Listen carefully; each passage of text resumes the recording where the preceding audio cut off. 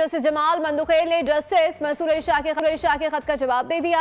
आपकी तजवीज़ करदा सिफारिशात पहले ही ड्राफ्ट में शामिल की जा चुकी हैं। 26वीं तरमीम के बाद जुडिशल कमीशन दोबारा तश्कील दिया गया है। चीफ जस्टिस से रूल्स बनाने के लिए मेरी सरबराही में एक कमेटी तश्कील दी है। इस हवाले से मजीद जानते हैं नुमाइंदा पोल न्यूज़ जुल्करनैन इकबाल से। जी जुल्करनैन इकबाल, आगाह कीजिएगा, क्या तफसीलात आ रही हैं?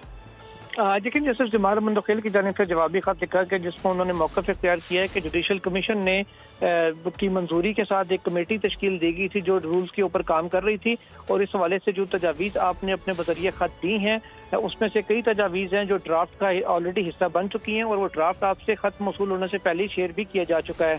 तब उन्होंने कहा कि कमेटी को आप मजीद जब भी चाहें तजावीज़ दे सकते हैं।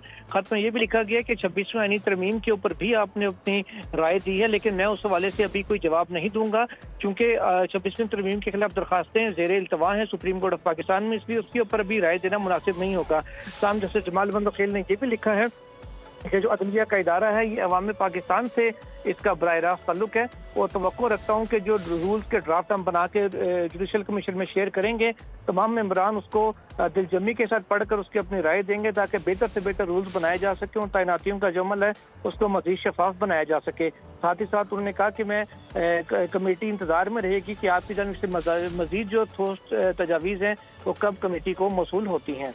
जी जुल्करनैन इकबाल आगाह कर रहे थे, आपका शुक्रिया।